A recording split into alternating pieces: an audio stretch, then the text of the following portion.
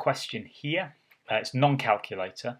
It's given that fx equals 5 sine x minus cos 2x minus 2, and x is between 0 and pi. First thing, show that we can write it as this. Now we've got a problem here because we've got sine x and cosine 2x, and in this one here we've got all sine x's, including the sine squared x. So I can immediately see that I'm going to have to replace the cosine 2x. So I'm going to go to my formula sheet, which I handily have here, the bit that I actually need for my formula sheet. And I can see that cosine 2x, or in this case 2 theta, can be replaced with this one, no good because it still gives me cosines. This one, no good because it still has cosines, or this one. So I'm going to replace cosine 2 theta with this identity here. So we're going to have 5 sine x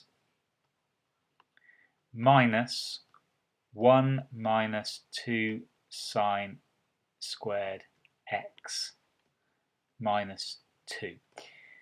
It is no good just to write in what the identity that I'm going to use and leave it like that. We have to show the working out. So I have to put that in as my first line. My second line, it's going to give me minus minus to give me the 2 sine 2x plus 5x. That's fine. I've still got that plus 5x at the beginning.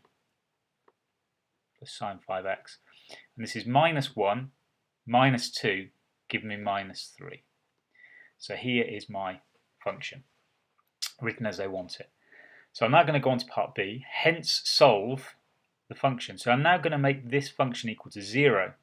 But I'm not going to use this. They always want me to use this. In fact, the word hence here means that I'm definitely going to use a result I've already found. So I'm going to take the result I've already found, make it equal to 0.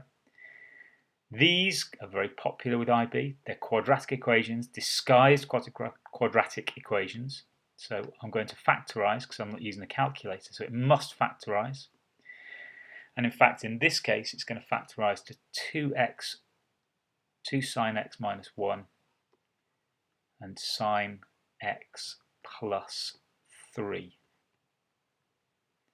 So when I look at that, yeah, that's fine. So I'm going to solve this one equal to 0. So in other words, I'm solving the bracket is equal to a half. And I know that the half is 30 degrees, or in this case I'm in radians, so it's pi over 6. And there's a second one in the next quadrant, which is 5 pi over 6. So here are two answers. I'm also just going to demonstrate to the examiner that sine x is equal to minus 3, no solutions. So that second bracket trying to make it equal to 0 has no solutions, so these are my only answers.